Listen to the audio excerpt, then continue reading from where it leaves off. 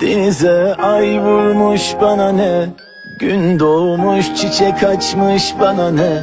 Benim acım aşkımdan sana ne, İstemiyorum gelme. Unuturum elbet, geri döneceğimi zannet.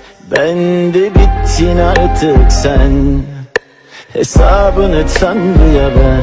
Bilmiyorum sensiz geçen bu kaçıncı günüm. Hepsini sevmiştim ben, oysa göremedim. Haklı haksız kim artık ki,